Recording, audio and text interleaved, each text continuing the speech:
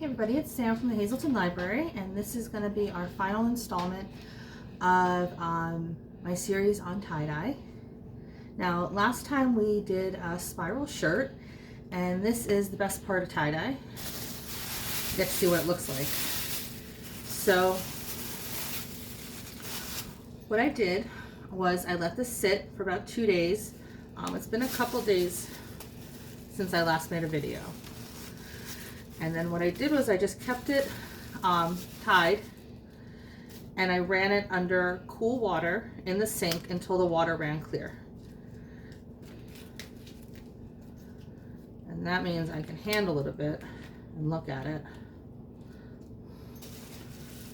All right, guys. Let's see how this came out. Oh, there's the top, the front. And there we go. Really nice, basic, 3-color, primary color tie-dye with the spiral. And we got all those intermediary colors in there. And I'm really happy with how this turned out, with how bright this turned out. Because we used fiber reactive dye, which means that it's chemically going to bond with the fiber, and we used soda ash that opened up the pores in the fiber, this shirt will stay this bright until it starts getting holes in it, which is great. Some of the other dyes that you can use out there, like RIT dye, that's really popular. You can get it at like the grocery store and stuff. That needs hot water, and that's for vat dyeing. So that's assuming that you're gonna get hot water, put the dye in, and then dunk the whole shirt in a big pot of dye. If you try to use it the way we use dye in this application, it's not gonna work. You're gonna get very light colors. If you're going for a pastel, I guess that could work. But yeah, this looks great. What I'm going to do now is I'm going to wash this. I have a couple other shirts I'm going to wash out all together, run it through the washing machine twice, and then I would say for the first time that you're washing it after you wear it, just put it with other brights, don't put it with whites, but after that it'll be color safe. I just like to be a little cautious because I don't like to have this bleed out on anything light colored. And also last time I said we're going to go over something called ice dyeing. Ice dyeing is a little different technique. It's actually my favorite kind of tie dyeing. What we're going to be needing to do ice dyeing is 100% cotton shirt, some kind of container to hold it in, rubber bands, dye, soda ash, which I have big thing of it, and then we're going to use this is a piece of cardboard. I'm going to show you what that's all about.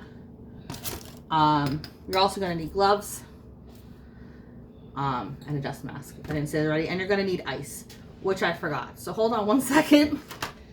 It's right over here in the freezer. There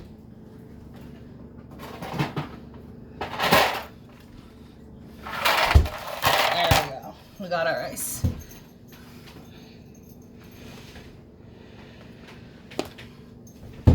And we got my dog because he likes to eat ice cubes. So I guess we should give him one. Come here, buddy.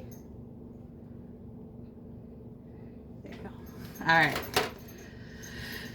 That will keep him busy probably for the rest of the video. The first thing we're going to want to do is tie our shirt. And we're going to tie it the same way that we did last time. This is another medium. We're going to lay our shirt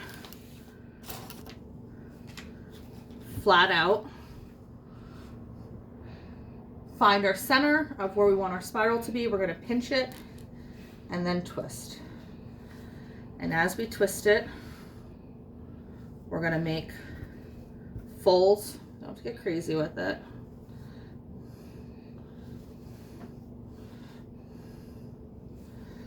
So there's our fold. And then we're going to use our rubber bands to secure it. And we're stretch it out, slide it under, and then let it go, and that'll keep the spiral.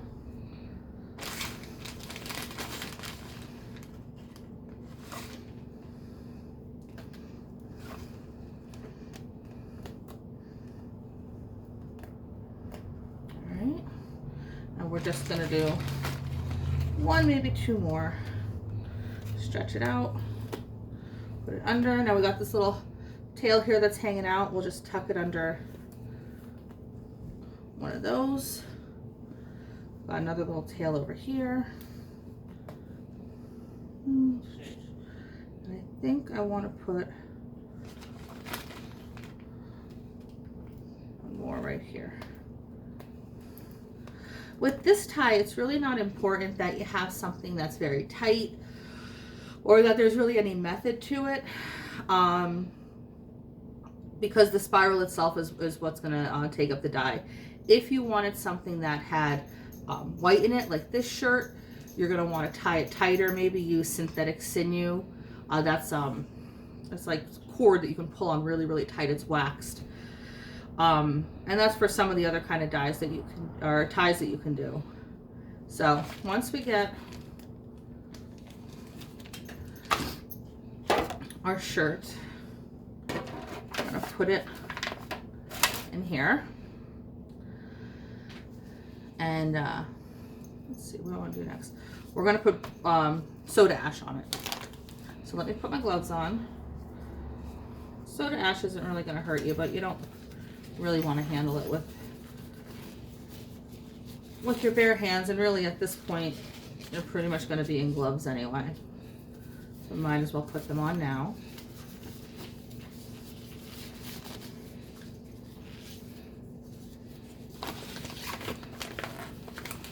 So again, the soda ash is going to open up the pores in the cotton fiber and allow the dye to penetrate. So we're going to do pretty much a soda ash sandwich, because we're going to think of, there we go, think of the dye going through here. So the first thing that's going to hit the fabric is, of course, this soda ash that's going to open up the pores. And then we're going to put a layer of dye on top of this. That's going to go through. And then as the ice melts, more and more water is going to go through. So to help keep that color locked in, we're just going to add a smidge more soda ash on top of it. There's really no right or wrong way to do this. So the next thing is to put on the dye. And I'm just using the same colors just so you guys can kind of see the method here instead of getting crazy with all the colors. I have a ton. You can never have too much. So we're just doing red, yellow, and blue. You are going to want to wear a dust mask with this. So I'll take my glasses off.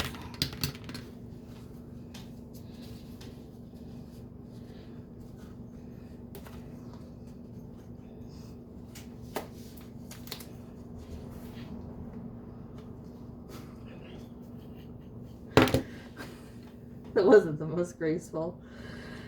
All right, so I like to use a knife. I use plastic just because I think I really don't want to be using the stuff that I eat off of to do this. And we're gonna put the dye directly on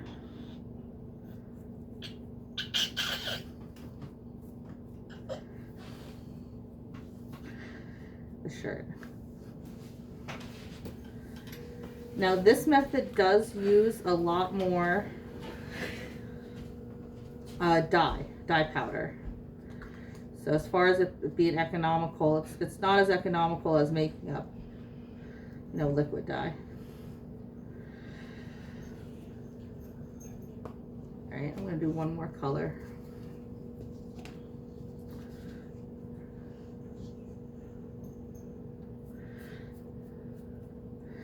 You can see I'm not really, I don't know, this is just, I think, more free form, and I think that's why I like it. I don't feel as constrained with it as I do some other forms of tie-dye. I like being able to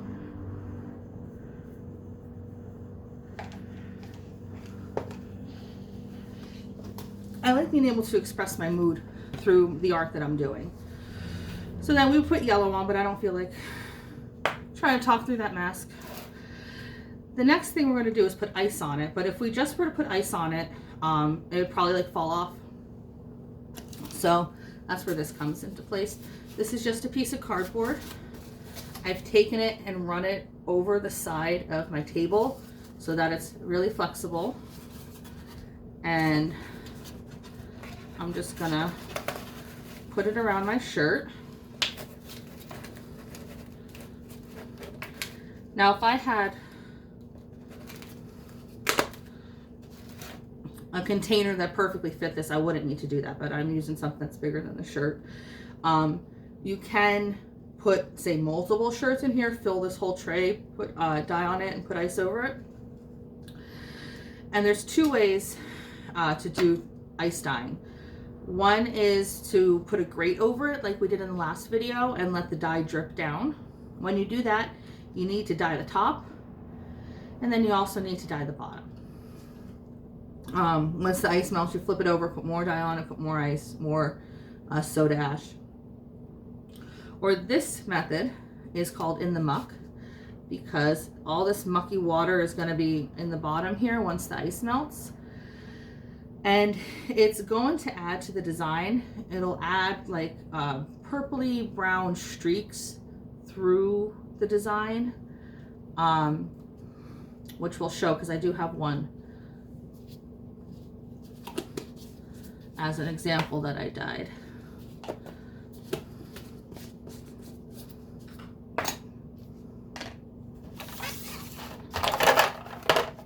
So we just take our ice and we place it in a single layer. You want to get every spot covered.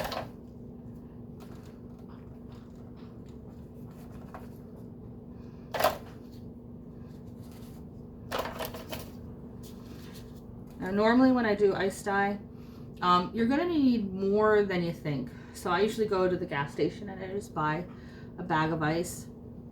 Whatever I don't use, I don't use. I usually do a lot of my ice dyeing in big batches. You're probably going to need, for a shirt this size, let's say 2 trays of ice on average. And then I'm just piling some more ice on top. And you can see how that collar is keeping everything together for me. Then the hard part, you have to just wait for the ice to melt. And then after the ice melts, I usually wait another 24 hours to really allow that mucky water to do what it's supposed to. It seems really counterintuitive why you want that in your shirt, but let me show you the results. So, excuse me. This shirt was tied in the same way. It was dyed with the same dyes that I showed you. So this should give you an idea of what it's going to look like. There we go. It's the back. That's the front. You could see you get more of a watercolor type effect when you do it this way. And you could see where you get those rays coming out of where it's sat in that mucky water. Once that's done dyeing, I do the same thing. I take it to the sink. I keep it tied. Don't take the rubber bands off. Run water through it until the water runs clear. Then I untie it, open it up, rinse it again, and then throw it into the washing machine. You can use any kind of detergent on this. It's not going to hurt it.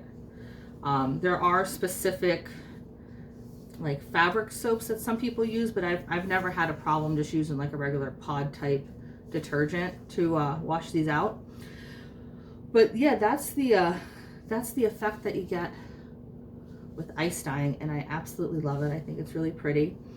There are 1,000 more ways that you could tie shirts. There's different types. You can do V's, which would have like bands of color going down.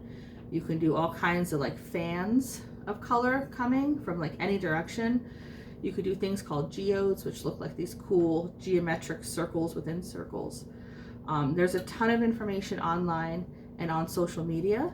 Hopefully this got you interested in tie-dye, and if you have any questions, feel free to leave a comment below where this is posted. Thank you guys, stay safe and have a good day.